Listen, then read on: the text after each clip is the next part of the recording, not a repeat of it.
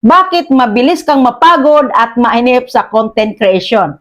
Napapansin mo ba bawat post, bawat video, bawat effort mo, parang wala ring nangyayari? Views mababa, comments konti, earnings hindi umaakyat, at doon ka nagsisimulang mainip, mabilis mapagod, gusto mo na lang itigil. Pero alam mo ba kung bakit talaga? Hindi dahil wala kang talent, hindi rin dahil galit sa'yo ang algorithm. Kasi nakatuon ka sa pera, hindi sa pagpapaganda ng content. Number 1, ang trap ng focus sa earnings. Kapag earnings lang ang tinitingnan mo, nagiging impatient ka. Laging frustrated kapag mababa ang views. Nakakalimutan mong magsaya habang nagpo-produce. Parang trabaho lang, hindi passion. At sa content creation, passion plus strategy equals long-term success. Pangalawa, kung ano ang pinapanood ng audience. Ang audience, gusto nila ng value, gusto nila ng kwento, gusto nila ng emosyon, gusto nila ng solusyon sa problema nila. Kung puro pera ang iniisip mo, madalas hindi ka nakakakonek. Resulta, views mababa, interaction minimal, at ikaw, frustrated. Pangatlo, earnings come later. Ito ang sikreto. Una, focus sa content. Magbigay ng value, magbigay ng tips, motivation, entertainment. Magbigay ng kwento na may impact. Kapag consistent ka at may quality, audience will come, engagement will come, earnings will follow.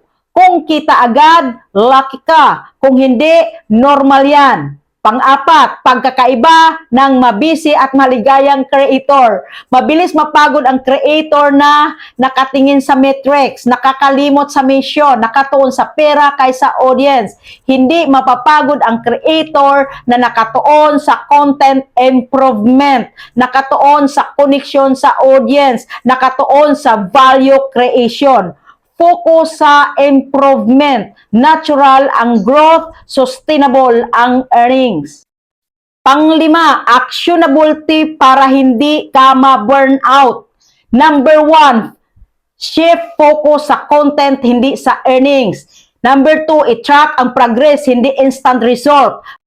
Pangatlo, celebrate small wins, views, comments, and shares. Pang-apat, experiment at improve. Bawat post, learn at adjust. Panglima, take breaks kung needed para hindi ma-stress. Remember, ang pera ay byproduct ng value at connection. Kung puro pera lang ang iniisip mo, madali kang ma-frustrate, madali kang ma-burn out, madali kang mainip. Kung focus ka sa content, growth, sustainable, audience loyal, earnings natural.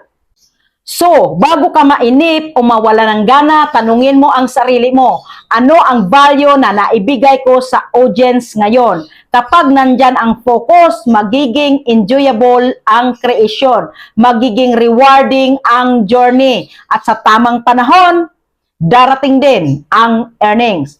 Ano, natulungan ba kita? Paki-comment, like, follow, and share na rin.